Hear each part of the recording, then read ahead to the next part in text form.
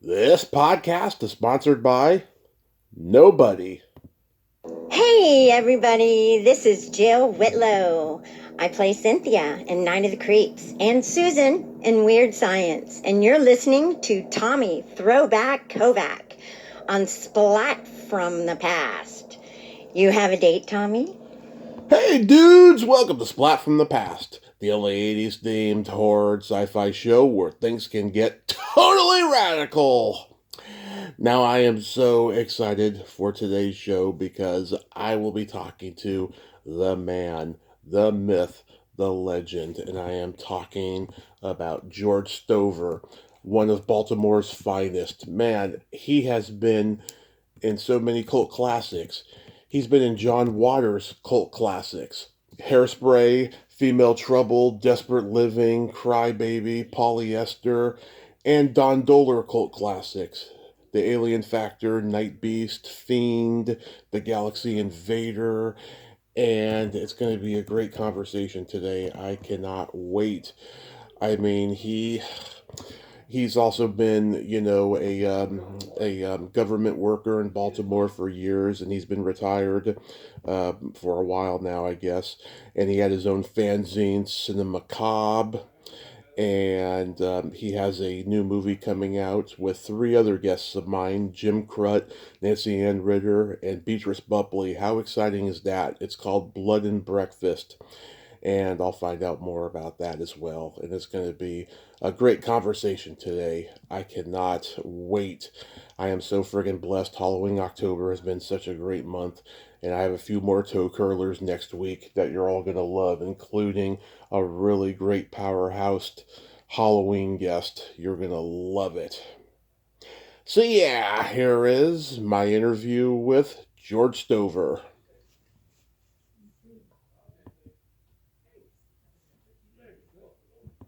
Hey, George, welcome to the show, sir. How are you today? Oh, I'm fine, Tommy. Thank you for having me on the show. Absolutely. Appreciate it. Yeah. Absolutely. This is such a great honor. Thank you so much for coming on today. Well, I'm very flattered that somebody wants to talk to me. So, going back in time, did you gravitate toward acting early on in your childhood? Well, not really. I was always a movie buff. Mm-hmm. I enjoyed watching movies, but I never had the desire to act. Not even in high school, but somehow in college I did. Take a couple of courses and did some student plays Mm-hmm. in college. I don't know why I never attempted that in high school, but I finally worked up the nerve to try it, I guess, in college. And I was in several plays, and then, that was how I got started. Yeah, I heard you say in a previous interview that you grew up watching the kind of creature feature movies that inspired a lot of the movies you became known for later. Do you remember the first one you saw that impacted you? Well, I mean, the first science fiction movie I ever saw in my life was Them. Yeah. That was first run. I saw it first run in the theaters. My cousin took me and a friend of mine to see it, and that really scared the pants off of me. I mean, she sat between us, and we were both clawing at her every time the giant ants would come on the screen. So that got me interested in horror movies. But it wasn't until I saw Blood Feast and 2000 Maniacs that I said to myself, Mm-hmm. I could probably act as well as most of the people in those movies. Of course, they were independent movies made in Florida, far from Hollywood. And that got me intrigued about being in movies myself. Of course, in those days, there weren't that many filmmakers around because Yeah. portable video cameras had not yet been invented for consumers to buy. So when I first started, there were only two filmmakers in Maryland, basically. One was John Waters, Yep. and then I was in Don Dohler's first movie and successive movies, the Alien Factor. And but for those, we had to use motion picture film, Mm-hmm. which was pretty expensive at the time when you considered you had to buy the film stock and then the processing, and you needed some kind of elaborate machinery to do the editing. that's why there weren't too many filmmakers. Not partly due to the lack of technology, but also due to the increased costs. So now everybody's a filmmaker who has a camera and a computer. But in those days, you had to have some bucks to afford to do that, to make a movie. Yeah, all those Roger Corman, Burt Gordon, William Castle movies are just so great. They still hold up over time. Oh yeah, I love them. I know William Castle really had some gimmicks, didn't he? Mm. Oh yeah, getting electrocuted in your seat and all of that stuff in the theaters. Did you ever get to meet any of those guys? Well, I met Roger Corman. Mm-hmm. I never met William Castle, but I met Roger Corman at a Chiller convention years ago. Yeah, I heard he was a really gracious guy. He is. He's very nice, very polite, he's a real gentleman. Yeah. So after high school, did you attend college? Yeah, I went to Western Maryland College. Yeah. It's now renamed to McDaniel College, but when I was there, it was Western Maryland College, and that's where I first did some acting in the plays they produced. Yeah. Anything stand out that you're proud of that you did in terms of theater? Well, not particularly at college, but I did appear in some local theater in Baltimore, and I was in the stage play of Frankenstein and the stage play of Dracula. Nice. That they produced. So I got a kick out of being in a couple of horror plays. Nice. That was probably the beginning of the Frankenstein and Dracula plays, right? I guess this was in the this would have been in the 70s when I was in those. I played Henry Clerval in Frankenstein and Renfield in Dracula.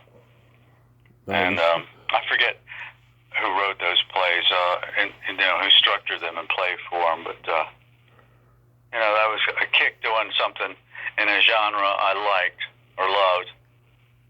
Yeah, that's so cool. Did you have any classmates there that we would know? In college? Yeah. No, I don't think so. John Waters was the only really famous person I ever knew before he was famous. Oh, so you met Waters in college? No, I met him in the 8th grade. Oh. Believe it or not. We were in homeroom together. Mm-hmm. And I don't know if they still have homerooms, but that's where you went in the beginning of the day to listen to announcements over the intercom. Yeah. And then you dispersed to your respective classes. But homerooms were arranged alphabetically, so I was an S and he was a W, so we ended up in the same homeroom. And we weren't really social friends. That's the only time I ever saw him in homeroom. For 1 year, he did not go to a Catholic school. Mm-hmm. He went to a public school, not sure why, but he went to this public school where I went. And every Monday morning, we would talk about the episode of The Twilight Zone that had been on previous Friday night, because we were old enough to have seen The Twilight Zone's first run on television. So we would talk about that. That was a favorite show of ours. And, then the bell would ring and we'd go to classes, and I'd never see him again till the next day.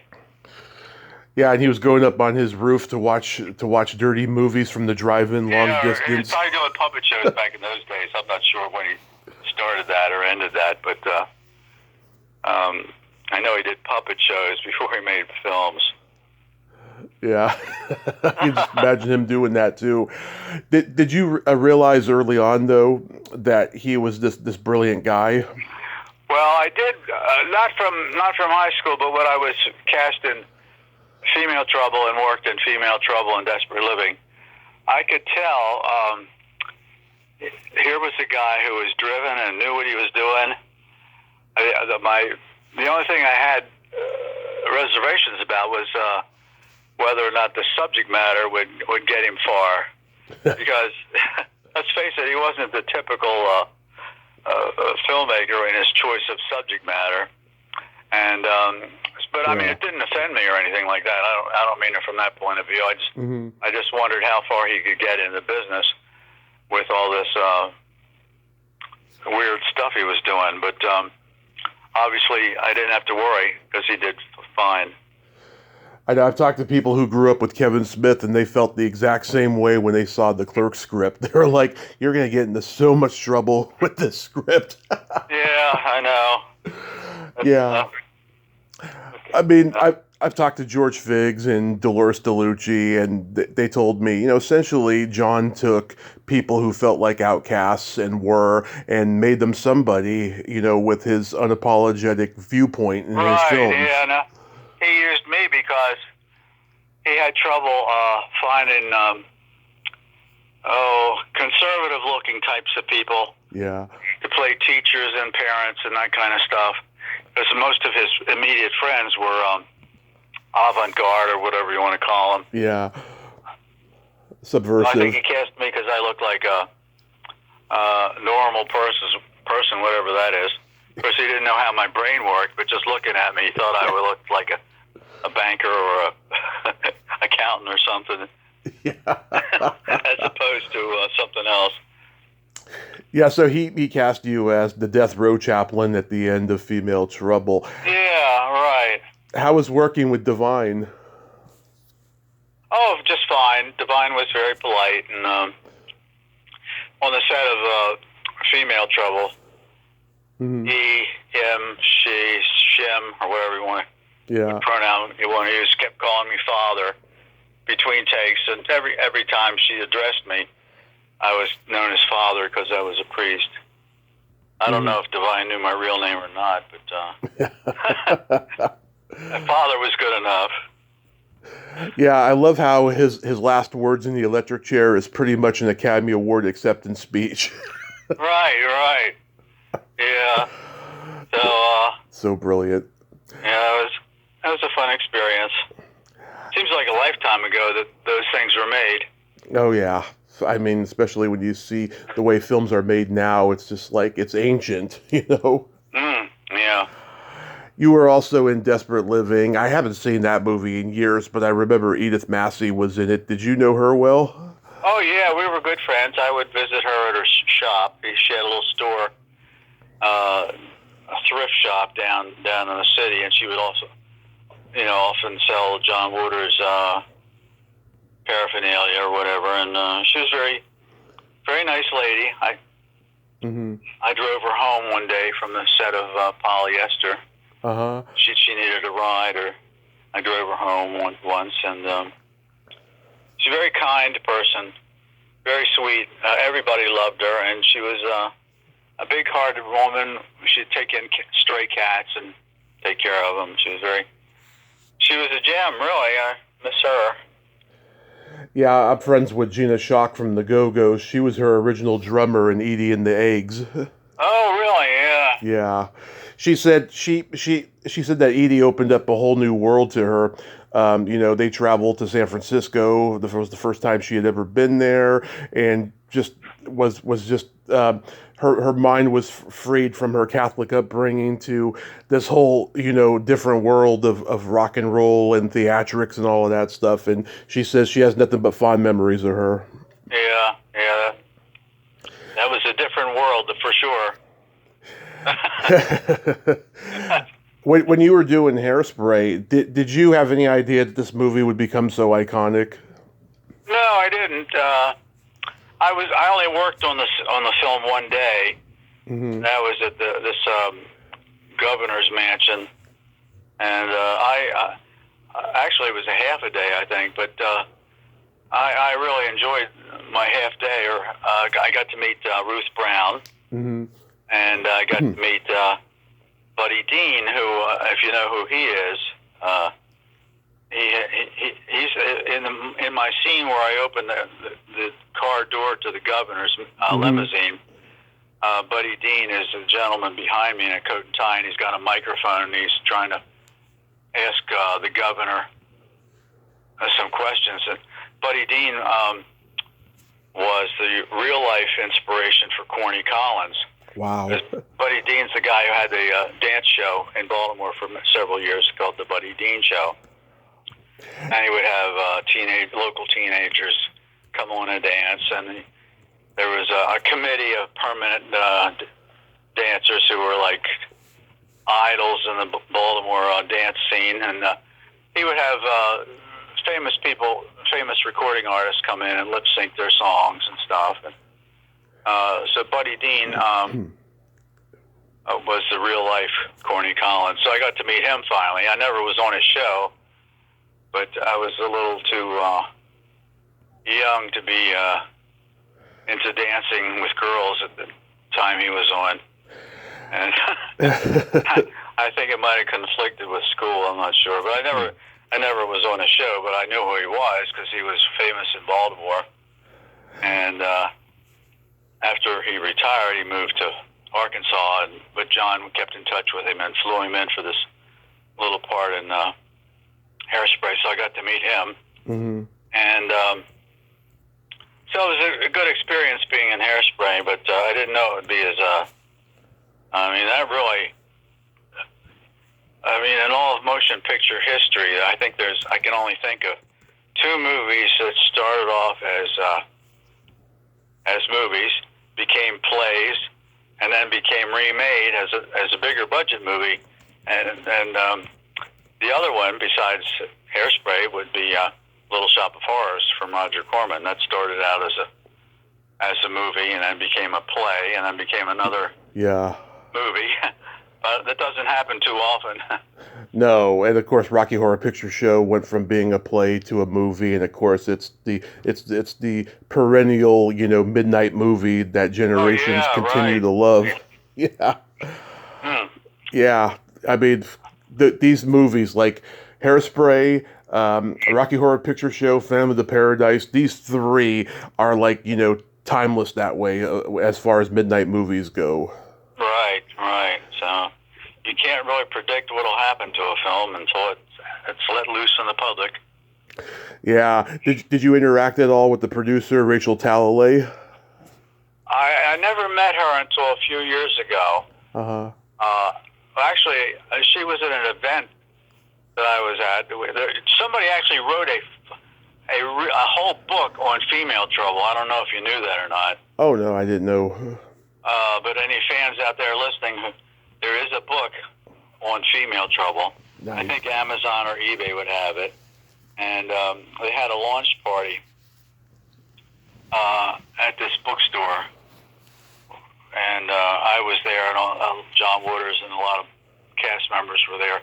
And Rachel was there, and I didn't know who she was at the time until I showed a group photo to a friend of mine, and he said, "Oh, there's Rachel." I said, "Yeah, you're kidding."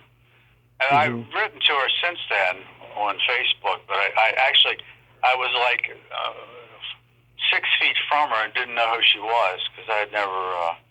I knew that she was the producer of Hairspray, but I didn't know that was her. Yeah, she worked on all the Nightmare on Elm Street movies and even directed Freddy's Dead: The Final Nightmare. Oh, I didn't know that. I knew she's working on Doctor Who now, right? I think so. Yeah, because she's a British American. So that I still haven't said hello to her, but even though I was a few feet from her. So then, how do you meet Don Dohler? Well, I had this fanzine that I published called Black Oracle, and it was involved with horror movies and such, and I published it, had it printed locally, and some person from the Baltimore Sun wanted to interview me about it, and he did an article about it, and in the newspaper, and Don Dohler read the article, and he tracked me down, and we talked on the phone. He wanted to do a magazine himself, which turned out to be Cinemagic. And his magazine, though, was a how-to-do kind of thing, where it told you how to do certain special effects in your 8mm camera or whatever. And so he tracked me down before he actually published Cinemagic. And we became friends, and, we learned that he learned from me that I wanted to act in movies, and I learned from him that he wanted to make a movie. So eventually he got me to be in one of his little 8mm short subjects, silent, color, and but also when the Alien Factor came around, he got me to be in that. Mm-hmm.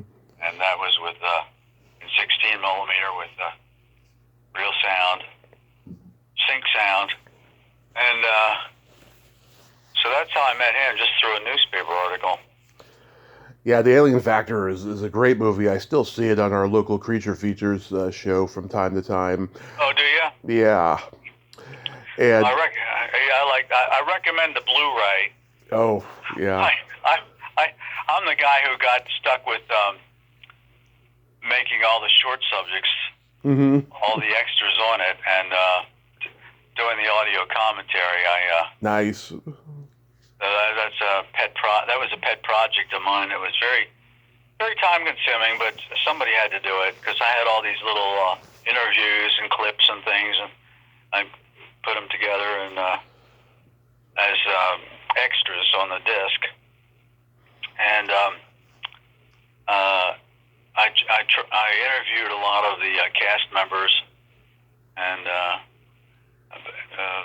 so we have people can see what they look like nowadays and what they're up to. So that's a shameless plug for the Blu-ray of the Alien Factor. I'm going to check it out.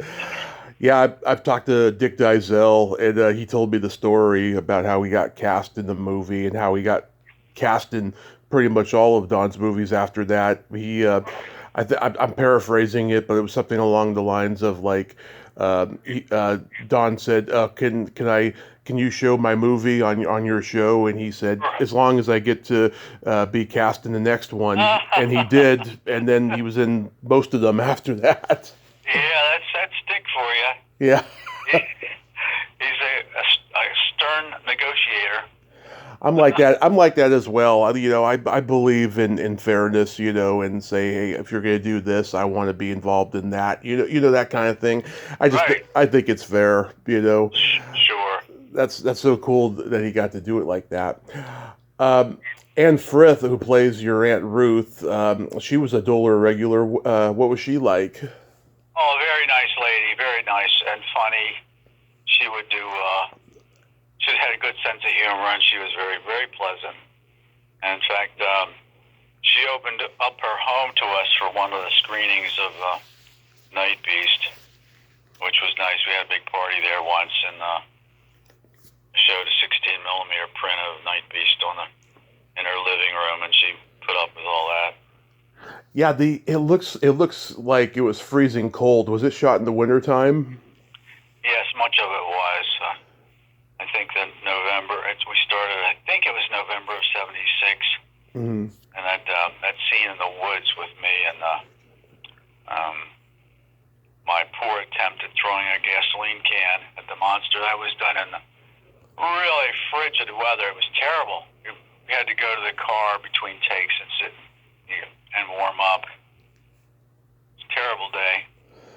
Yeah, sometimes cold weather can show very well on film, no matter if it's grainy or clear or what. Yeah, it was really a bad day, but we got it done. And then you do Fiend, which you play Dennis, the informant of Longfellow. Dennis, Don Liefert, what was he like? He was a nice guy. Yeah, he was good to work with. Yeah, that came out on Blu-ray too. Mm-hmm. He was perfect as Longfellow. He was really creepy. He looked like a mountain man, and he was just imposing. He was perfect to play it. Yeah, he was a trained actor. He went to the Webber Douglas School of Acting or whatever it was in London. Mm-hmm. And he was big into high school plays. I mean, college plays too, I guess. Yeah. Because people who were big in plays in those days were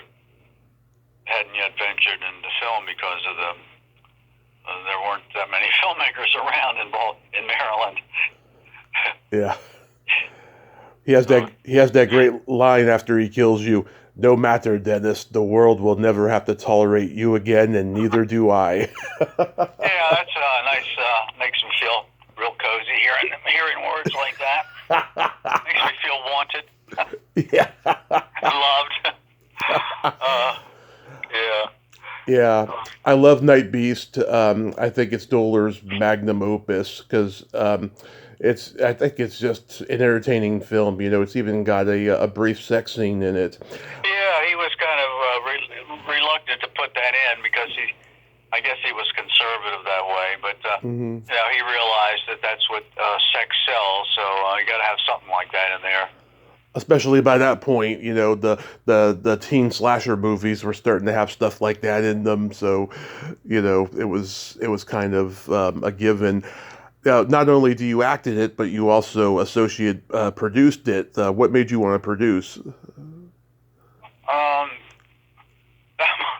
That might have been due to a financial contribution. I can't remember exactly. I didn't really do much producing. I think that was. I think I must have donated some money or invested in it, so to speak. That's how you become a producer in many cases, especially now with crowdfunding. Yeah. You know, invest so much money and get an associate producer credit. Invest this much money and get an executive producer credit. I think it was along those lines. I mean, I did some work post-production wise just to help out. I logged the edge numbers of the because we had a work print, and then you have to conform the negative, or you have to conform the original camera footage to the work print. So I had to go through the work print for every shot and write down these code numbers that are on the edge of the film, and like a shot with such and such going to the door. That would have on the work print. The footage would have would be numbered, and you write down the beginning part and where it ends. The numbers where it ends, begins and ends, and then eventually the editor has to cut the original camera footage to conform to that. So it's hard to explain, but I did that tedious task, and you know, maybe other little things along the way, but I really wasn't sitting in an office with pencil and paper doing any producing or anything. It was more or less, probably, you know, like I said, probably made a donation or something. Didn't Ted Bohus produce it? Yeah, he was involved too.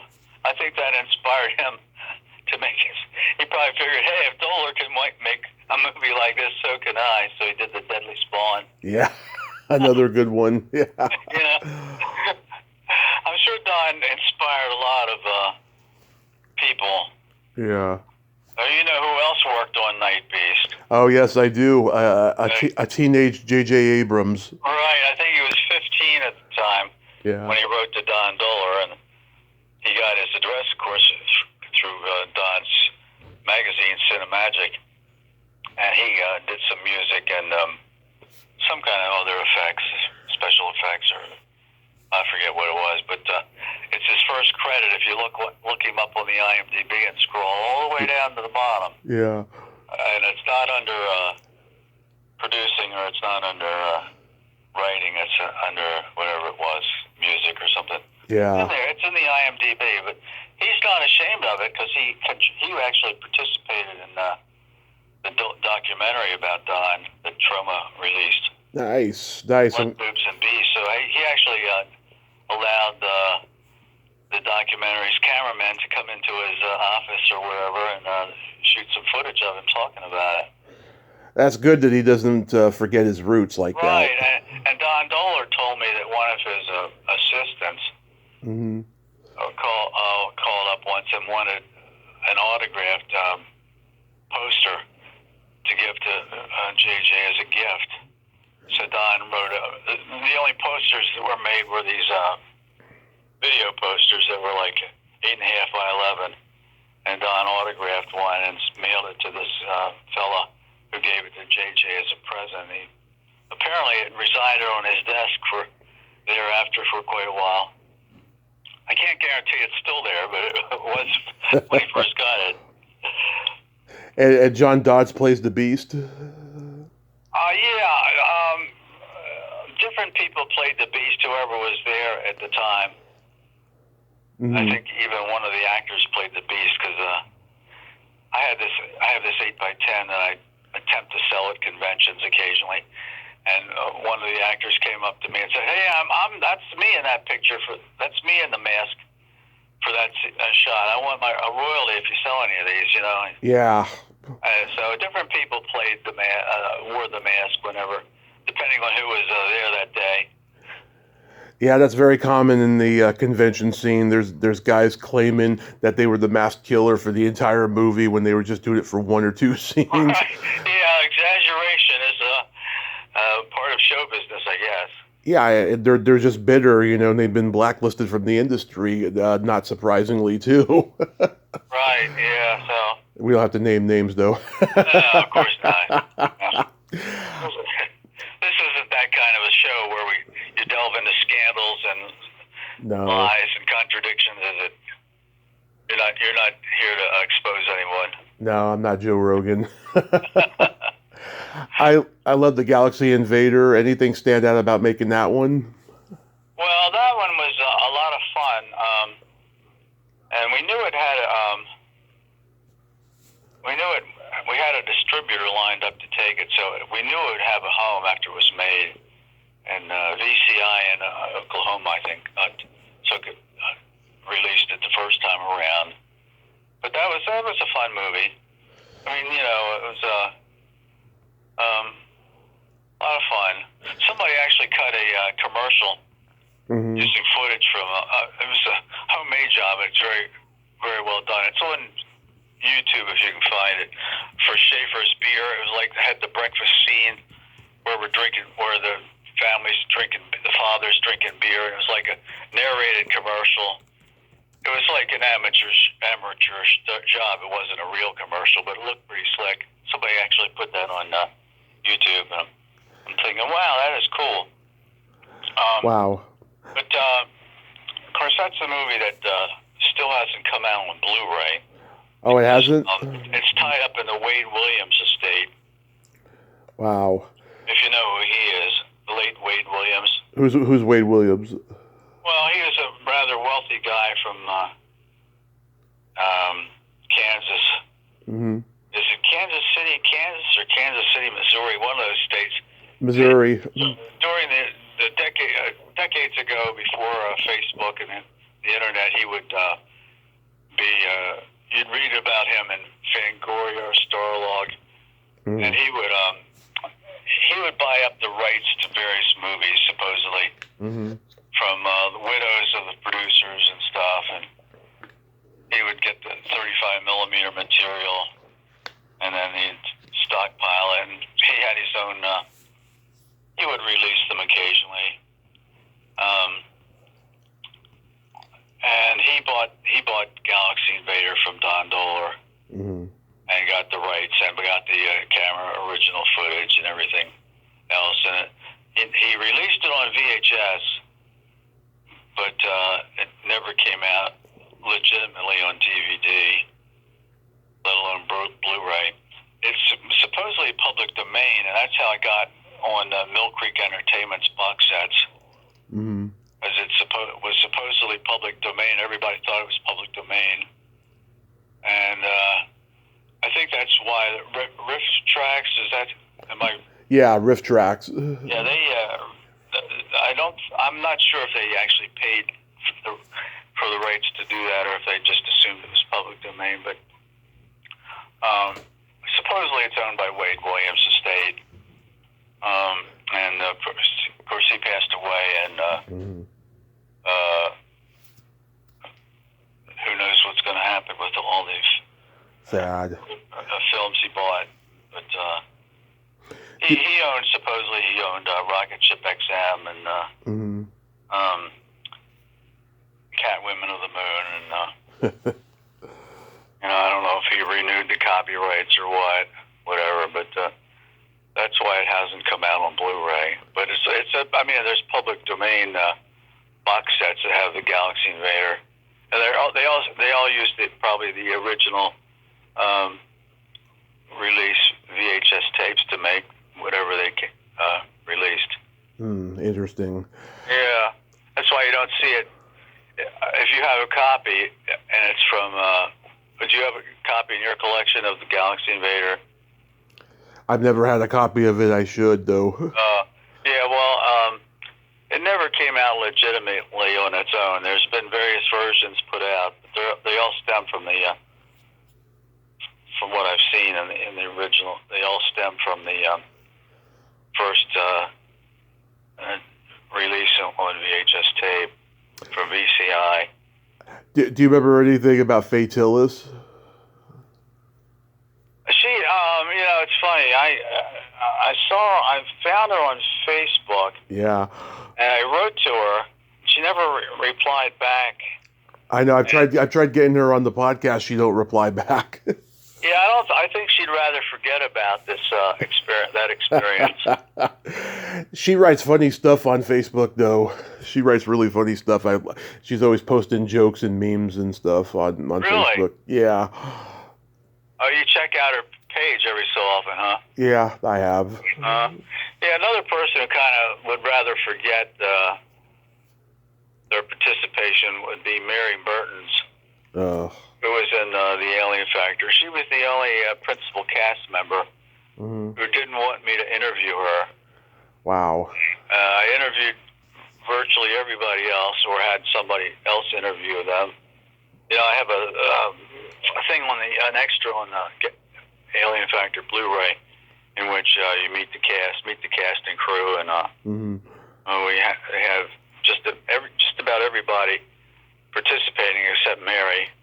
She's quoted something to me on Facebook about who wants to see an old woman talking about this stuff. I guess something to that effect, and so I was disappointed she didn't let me interview her or get one of her children to interview her or whatever. I'm not too familiar with Blood Massacre. How was making that one? Oh, I liked doing that because it was different than the other stuff I had done. Heretofore, I played accountants and scientists and stuff like that, but in Blood Massacre, I was the killer. So it was a lot of fun doing something where I could be a little nasty. Yeah, that ended up being his last movie, right? Or close to it. For a while. It was for a while. Mm-hmm. And then years went by, and he wanted to, years went by and he never made a movie, but he wanted to, deep down, he wanted to make another movie. Mm-hmm. And then somewhere along the way, I met a filmmaker in Baltimore named Joel Denning. He's passed away since, but I met him, and I was in one of his movies, and Joel had all this equipment, and Don had the urge to make a movie, but he was out of step with things. He hadn't shot anything digitally, and he didn't know about computer editing and that stuff. Whereas Joel knew how to do that and had the equipment. So I said, these two guys, I thought to myself, these two guys got to meet each other. Maybe they can make something happen. So I introduced them, and they formed something called 2D Entertainment from Dohler and Denning. And they made a movie called Alien Rampage, and it got released from Friddle and Race company. Yeah, as Alien Factor 2, the Alien Rampage, and Fred thought that having the Alien Factor in the title would sell more copies, and it wasn't really a sequel, however. But it was a fun movie, and it's called Alien Factor 2, Alien Rampage. I recommend you get it if you haven't already seen it. I'll check it out. It was the first movie Don ever cast with open casting calls. heretofore he got people from, I know a guy who can act. I know a guy who was in his high school plays. But this was an open call for people to audition. That was the first time he ever did that. And so one of the guys who showed up was Joe Ripple, and Joe played a role in the movie. But they got to be friends. And then once Don wanted to make another movie, he and Joe Ripple formed Time Warp Films. Mm-hmm. And that made that was several more movies that came out of that partnership. And like Harvesters and Vampire Sisters and Crawler and so forth. And but I like to think if it weren't for me, Joe and Don would never have met, because I was the one who made Alien Rampage happen by introducing Don to Joel Denning, and that led to Joe Ripple getting involved during the open casting, and that led to Time Warp Films. So it's all like networking. You do something and you meet somebody else as a result of that. Of course. Yeah. Back then, there was a small world. Everybody knew each other. There was no internet. It was like a community thing. Before Facebook. Yeah. It's like there ought to be an acronym, BFB, before Facebook, like BC after AC. It's like, it seems like the world started for some people with Facebook. But there was a world before that, before the internet. I guess we used the telephone more often in those days. Oh, absolutely. So you worked with Fred on Attack of the 60-Foot Centerfolds. How did you get cast in that? Because that's a California movie. I know. Well, Fred had actually been a subscriber, I think, to Black Oracle. Mm-hmm. And he knew who I was. And we met in person. He would come, in Baltimore, he would come to FanX conventions quite frequently. Back in the days when Gary and Sue Svaler were doing FanX conventions. And if you know what those conventions are, they're like they have today, where everybody meets in a hotel room and they have celebrities signing autographs and stuff. Right. So I met Fred in person over the course of several years, because he would come to Baltimore every year. So would Ted Boas from New Jersey come down. Mm-hmm. And it was so one year Fred approaches me about being in his movie, so I said, sure, love to be in it. So he sent me the script, or maybe it was just my sides, I can't remember. And not that I had to, not that that was a determining factor. But he sent them to me, and I learned my lines, and he flew me out to California, and I worked 2 days in the movie, but I was all hanging around the other days while I was there. But that was a great experience, So yeah. Michelle Bauer says hi, by the way. She does. Yeah. She's a dear friend. I texted her last night and told her that you were going to be coming on today. She was pretty happy about that. Oh, she's a very sweet lady. I really loved working with her. Of course, I knew who she was beforehand, but I didn't really think I'd ever be in a movie with her. And did she tell you about the trading cards? No. Well, believe it or not, somebody actually made a set of trading cards. It got through. I guess they had to pay a licensing fee. And there exists Attack of the 60-Foot Centerfold bubblegum cards. Of course, they never touched bubblegum, but they're trading cards. You know what I mean? Yeah. There's a set of them. So what made you start Black Oracle and eventually Cinema Macabre? Well, a lot of my friends at the time were doing magazines. Gary Svail had Gore Creatures, which became Midnight Marquee, and other people I knew had dabbled in fanzine publishing. Of course, there was no internet, so this was a way to reach out to other fans and communicate with people and meet people and so forth. Because there were no Facebook groups about people who love monster movies. There was, of course, Famous Monsters of Filmland magazine probably inspired all of us to do our own fanzines. But, I knew several people, like I mentioned, who put out zines. So one day I get in the mail a copy of Black Oracle #1, published by Bill George and David Ellis. Mm-hmm. And I said, "Isn't this cute?" It was small in size, and I said, "This is wonderful." Now I wasn't motivated enough to start up my own fanzine, mm-hmm. but I knew these guys, and we talked, and receiving #1 completely came out of the blue. But I talked to them, and I found out they needed a little help paying off their printing bill. So I helped them out with the printing bill and became the publisher. Mm-hmm. So I was in charge.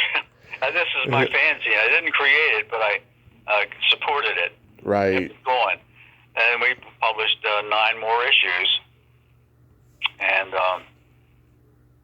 you still see them popping up on eBay for sale. Yeah, did you get any feedback from Ted? Because he had his fanzine, too, at the time. Yeah, trying to remember. I forget the title of it. Do you remember? I gotta look it up. Oh, that's okay. Yeah, I mean, Ted and I were good friends. I'd see him every year at the Phoenix conventions, and then he would also... SPFX. Oh, yeah, right. Yeah. I'm not sure when that came along as opposed to Black Oracle. Mm-hmm. But anyway, he was one of the people I knew who was motivated to make his own fanzine. Nice. I was just motivated to ride on somebody else's coattails. But we did 10 issues of Black Oracle, and then, by this time, Don Dohler was published and was involved with Cinemagic, and he helped me out with the first issue of Cinemacabre with some technical stuff, because he worked for a print shop, I think, at the time, and he was into graphics, too, and stuff, and he helped me with the first issue of Cinemacabre. And, so are you retired from the government now? Yes, I am, thank God. So what sparked that? Like, and how long were you working for them for? Too long. No, so I put in my 30 years. I put in my 30 years, so I'm done with them. But it was, I don't know, I don't want to badmouth it too much, but it was, the good part about it was I could take personal or annual leave on short notice. Because I had the kind of job that didn't depend on interacting with too many other people very often. I could, if I didn't show up for a day, it wouldn't affect anybody else. So I could take annual leave on short notice in case an acting gig came up or an audition came up. And for instance, I remember taking a few hours off one day to audition for Homicide, and then I went back to the office after the audition. I walked to the audition and walked back to the office and did everything, and then continued working. I was only able to do that because of the liberal leave policy they had. The smaller businesses, you got to. Well, say, hey, George, when do you want to take your vacation this year? And you say, well, I'll take it the first 2 weeks of July. And then you were stuck in that. You couldn't really take it an hour or two at a time, or half day, or you know what I mean? Yeah. So, so I don't want to badmouth my job that much because it didn't pay the bills. And oh, that's good. At least you did that, though. You gave back to the town you grew up in. Well, some people might not think that way, that I gave back. Some people might think I subtracted from. Subtracted?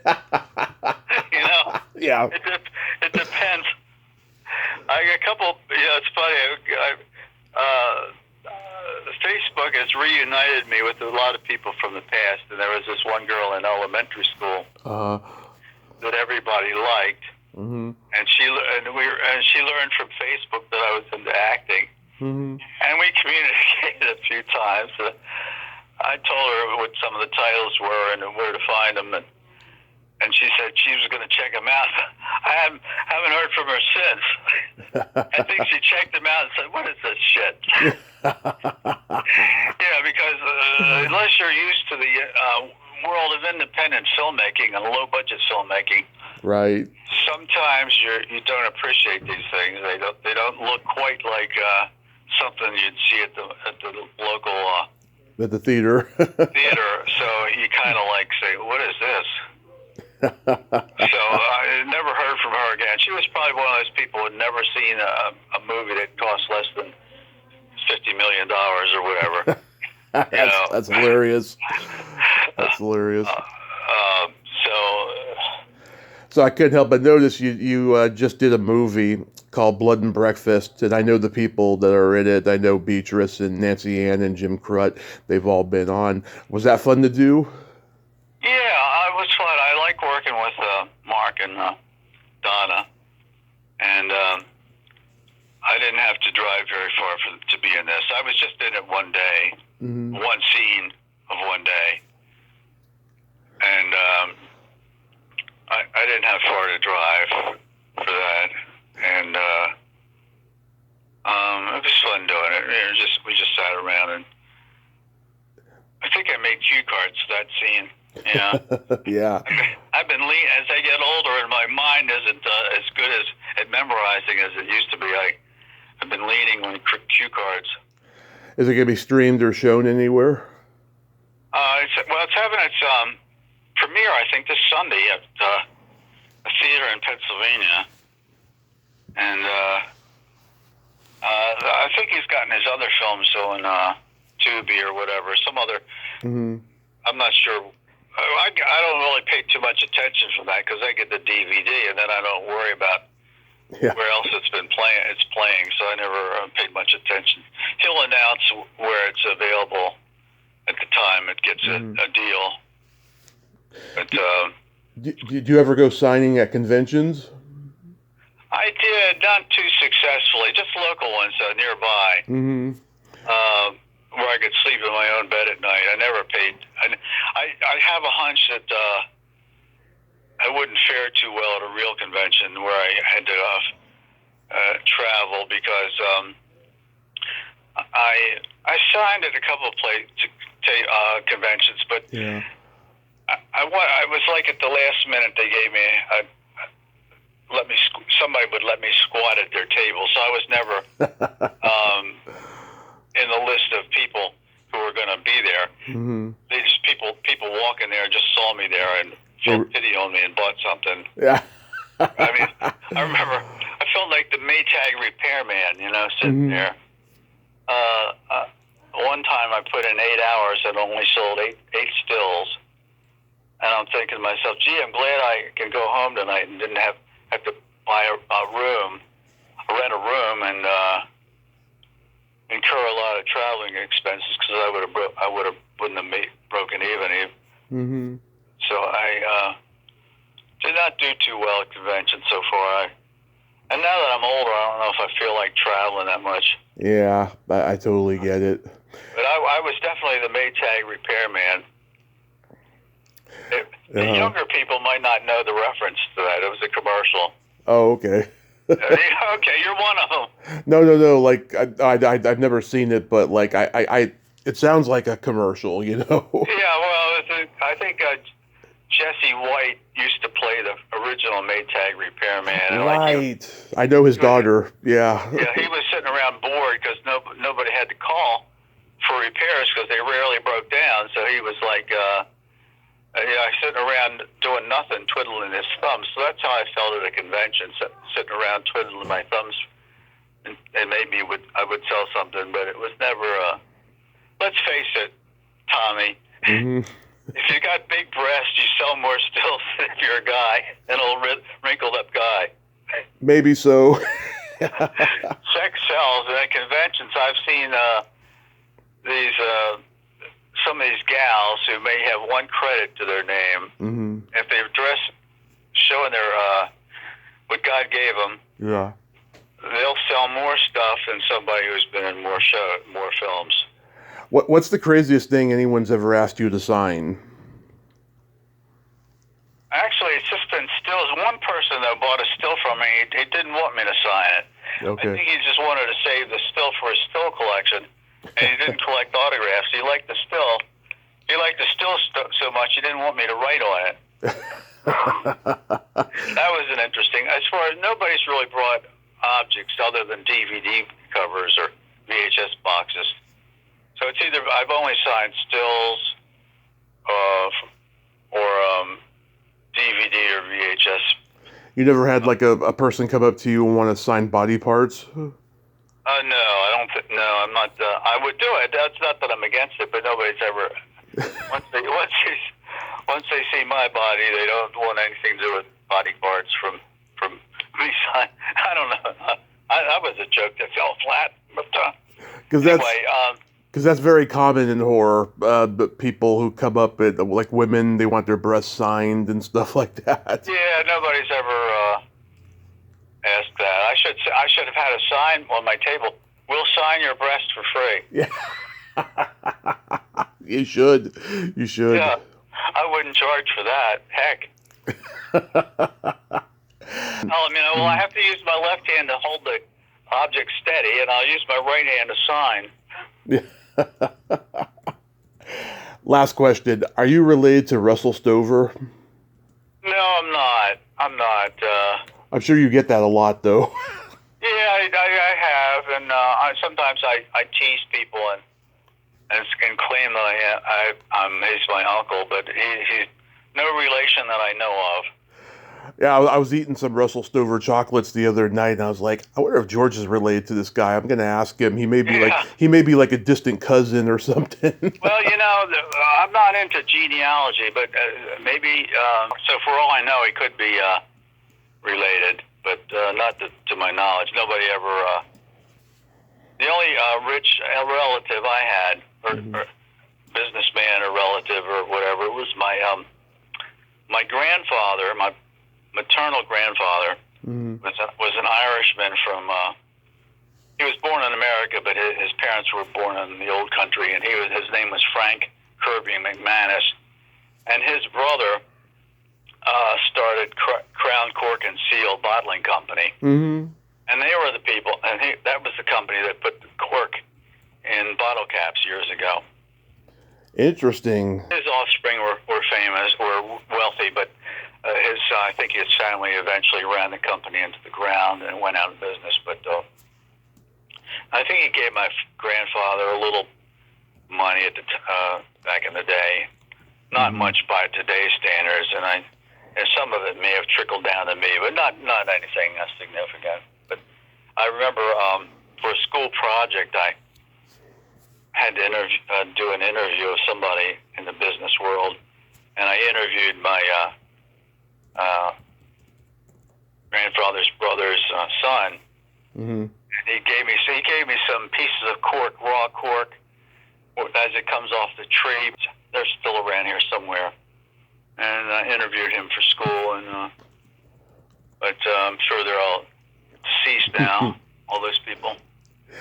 Well, George, I thank you so much for coming on today, and I hope you have a happy holiday season and that Blood and Breakfast gets seen and people love it. Holiday season? You mean Christmas or Halloween? Halloween, Thanksgiving, and Christmas, and Happy New Year. Great. I hope so. Thanks, Tommy. My pleasure, sir. Have a great day. Okay, you take care. You too. Bye-bye. Bye. Well, there you have it. George Stover, ain't he a cool dude? Oh, what a nice man, huh? A wealth of knowledge, great stories, and a funny sense of humor. I enjoyed talking to that man. It was a great talk, don't you think? Well, until next time, this is Tommy Throwback Kovac saying there's no shame in living in the past because the present sucks. Later, dudes!